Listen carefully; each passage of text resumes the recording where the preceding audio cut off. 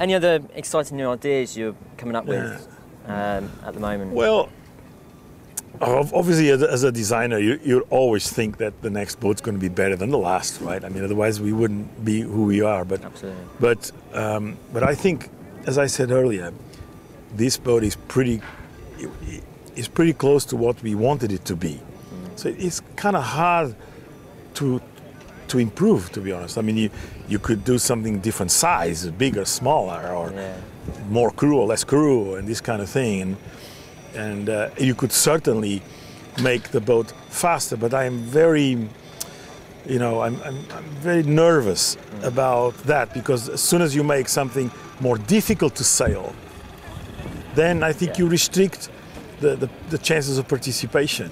And so I think it's important to not focus too much on the blistering speed of the particular boat, but more on whether you can go out for a blast and not think twice about it. You know? I mean, if you're in the club here one weekend with a couple of mates and it's blowing 25 knots, what do you think? Shall we go out or not?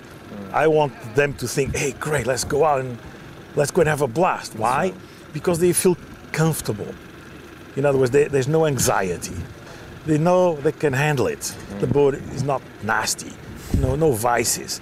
If it's too much for you, fine, you come back. But it's not.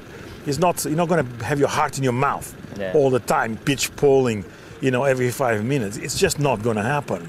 So you can go out and have a blast, and that's what's fun. Fun is being a bit silly without being scared. That's right. Isn't it? Yeah. Being scared isn't fun.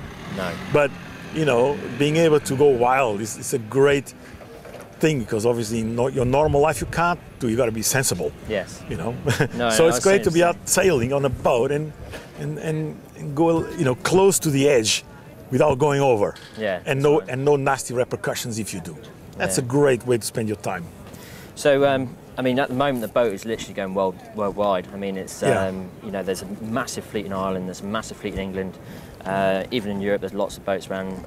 Lots of countries starting now. And now it's going over to the States. Can you see it taking over other boats like the Melges 24 and other boats like that? Well, what I think about that is that the two boats are not competing with each other. Right. You see that? I think Melges specifically went to the kind of more high performance, exclusive sort of little group. And we, from the outset, as I said, we are the boat for the masses, right? So and you can see that already, with the Melges 24, the fleets are very small. I mean, in England, they struggle to have 8 boats on a national championship, and Laser's got 100 boats sailing at Cowes Week. I mean, it's just. I'm certainly not bothered with it, and I think it's I'm feeling quite happy that they've done the same thing with their new Melges 20. So excellent. I don't think that it's an issue. No, sure. They're going to do their own thing, and we'll just carry on being who we want to be. Excellent. And last question, really, is there anything you now seeing the boat literally on the water, all designed, is there anything you'd change about the boat now, or is it absolutely perfect, you're totally happy with the market you've got? I think we are 99% happy, I think. Excellent. I mean, obviously, with things like this World Championship, it's interesting to learn afterwards what the people who participated think of it, and feedback is always a very important and very good thing, obviously, to have. And if there's something that we need to do, then we'll consider. I mean, we sort of on the ball, sort of trying to watch out for anything. I mean, maybe there is a little sailing system that's a little tricky right now, or a little rope needs an extra pulley, and which at the moment, of course, we can't change because it's supposed to be a one design.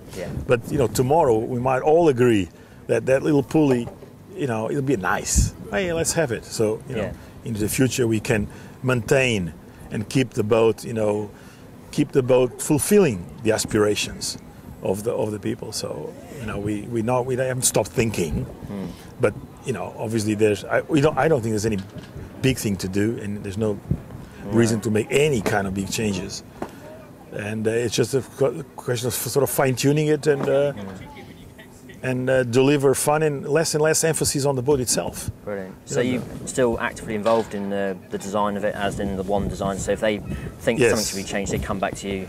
Yes, again, because from the very beginning, we wanted the organization of the class to be a sort of an important part of launching the whole product. And Laser, of course, they have a lot of experience on that, so they know how important that is. Sure. So it's not just a question of designing a boat and then putting it up for sale, and you have to manage it, And people nowadays are too busy. Yeah. They got their lives, they don't, they want to arrive in the club and go sailing. They don't want to be there building the boat or fixing things. And all they want is dump it in the water and go. So there's a lot of organization that you have to have behind it to make sure that works. Not just from the manufacturing side, but also from the organization, the owners association that created the kind of what's now called the World Council, which has got a group of people from various countries who meet twice a month, really. So to discuss all the things about the class and to be on the ball for anything that might need to be done, as you probably know. Yeah. And so that's, that effort is very important, obviously, there's always a lot of work behind the scenes of any successful thing. That's for sure. Excellent. Well, that's it.